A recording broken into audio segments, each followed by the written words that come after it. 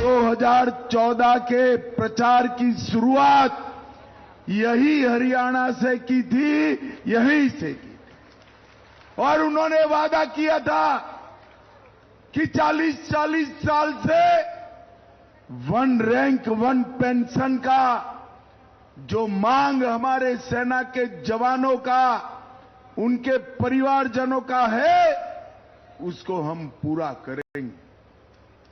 इंदिरा गांधी से लेकर सोनिया गांधी तक 40 साल तक कांग्रेस ने वादा पूरा नहीं किया। आपने मोदी जी को प्रधानमंत्री बनाया। मोदी जी ने 2015 में वन रैंक वन पेंशन देने का काम कर दिया। और आज 1 महीने पहले वन रैंक वन पेंशन का तीसरा वर्जन भी लागू करने का काम हमारे प्रिय नेता नरेंद्र मोदी जी ने किया है। भाइयों बहनों, ये कांग्रेस हमेशा सेना का अपमान करती है। यही कांग्रेस पार्टी है जिसने सेना अध्यक्ष को गुंडा कहने का दुस्साहस किया था। कांग्रेस ने कभी सेना का सम्मान नहीं किया। उन्होंने भ्रांतियां फैलाने का काम।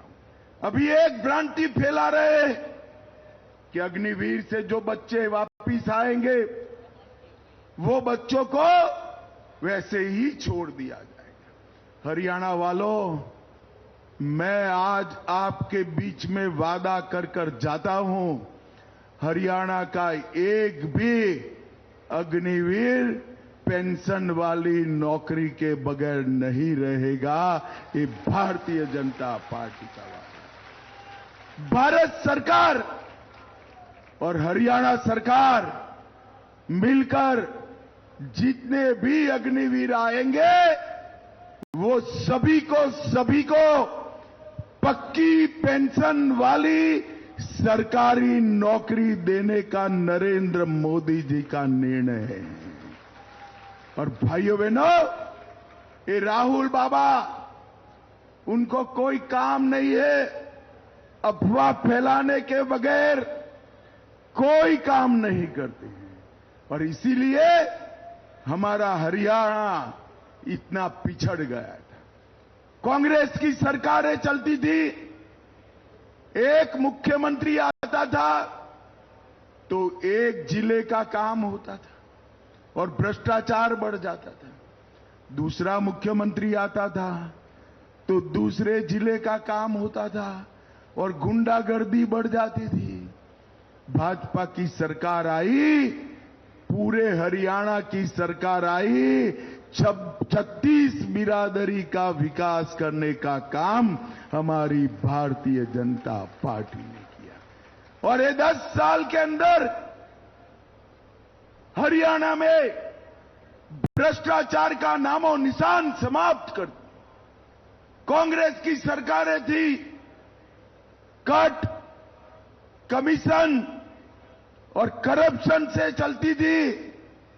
डीलर, दलाल और दामादों का राज चलता था। भाजपा सरकार में ना डीलर बचे, ना दलाल बचे, दामाद का तो सवाल ही नहीं है। हमने भ्रष्टाचार मुक्त शासन देने का वादा हमारा निभाया है।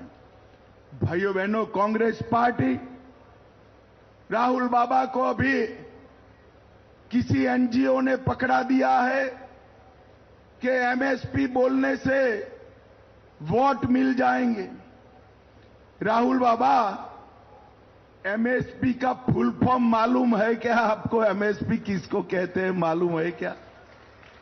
खरीफ का क्रॉप कौन सा है, रबी का कौन सा है, कुछ मालूम है क्या? भाइयों बहनों, मैं आज यहां से इस मंच से सवाल पूछना चाहता हूं। पूरे देश भर में कांग्रेस की सरकारें जो चल रही है वो एमएसपी के नाम पर किसानों के सामने झूठ बोलने का बंद करिए। भारतीय जनता पार्टी हरियाणा की सरकार मिनिमम सपोर्ट प्राइस पर 24 क्रॉप खरीद रही है। 24 के 24 क्रॉप खरीद रही है। हरियाणा में कांग्रेस के नेता एक बार बता दे, देश में आपकी कौन सी सरकार 24 के 24 क्रॉप खरीदती है? भाइयों बहनों, ये भारतीय जनता पार्टी है। किसान को अपने खेत में जो बोना है वो बोए, उसको खरीदने का काम भारतीय जनता पार्टी की सरकार करती है। कांग्रेस की सरकार थी, धान का दाम 1310 रुपया था, अभी 2300 रुपया हुआ।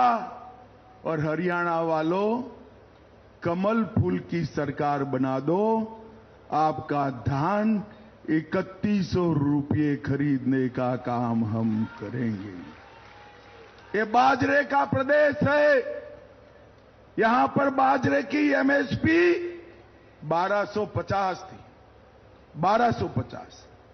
और नरेंद्र मोदी जी ने बाजरे की एमएसपी 2625 करने का काम किया है। 2625। अरे हुड्डा साहब, आपकी सरकार थी तब बाजरा नहीं खरीदते थे। राजस्थान में आपकी सरकार थी, वो भी नहीं खरीदते थी। वो राजस्थान का बाजरा हरियाणा में आकर राजस्थान के किसान बेचते थे, क्योंकि यहां हम एमएसपी पर लेते थे। गेहूं की एमएसपी 1400 रुपया थी, हमने गेहूं की एमएसपी को 2275 रुपयों तक करने का काम भारतीय जनता पार्टी ने किया। और सरसों जो 3050 रुपये पर थी, उसको 5650 रुपया करने का काम ये भारतीय जनता पार्टी ने किया। और मैं आज कांग्रेस वालों को चैलेंज लगाकर जा रहा हूं, आपके शासन में जब यूपीए की सरकार थी, सोनिया मनमोहन की सरकार थी, 10 साल में कितना धान, कितना गेहूं खरीदा, इसका हिसाब लेकर भेजिए। हमारी ये डॉक्टर बहन जिला अध्यक्ष को मैं भेज दूंगा, 2-2 हाथ हो जाए। आपने हमसे आधा भी धान नहीं खरीदा। कर्नाटक और तेलंगाना में आपकी सरकार है, एमएसपी पर कितना खरीदते हैं वो बताइए जरा। अरे हुड्डा साहब, आपकी सरकार को किसान 2 रुपये मुआवजे वाली सरकार कहते थे, क्योंकि आपके समय में अगर बेमौसम बारिश आई, ज्यादा बारिश आई, तो बर्बाद फसल के लिए 2-2 रुपये के चेक भेजे जाते थे। 2-2 रुपये के चेक। ये जमाना नहीं है। भारत भाजपा सरकार ने किसानों को मुआवजे में देने की रकम में अनेक गुना बढ़ती की है। ये रेवाड़ी वालों, मुझे जरा गंभीरता से बताना, मैं कुछ पूछने आया हूं और मेरे मन से लगा हुआ सवाल है, इसलिए पूछना चाहता हूं। ये जम्मू कश्मीर हमारा है या नहीं है? जरा जोर से बोलो, है या नहीं है? वहां से धारा 370 हटनी चाहिए थी या नहीं हटनी चाहिए? ये राहुल बाबा अभी वहां जाकर कह कर आए हैं कि हम धारा 370 वापिस लाएंगे। राहुल बाबा, राव तुलाराम की भूमि से कहकर जाता हूं, आप तो क्या, आपकी तीसरी पीढ़ी भी 370 वापिस नहीं ला सकती। ये कश्मीर हमारा है और इस पर आंख उठाकर कोई देख नहीं सकता। भाइयों बहनों, ये कहते हैं वहां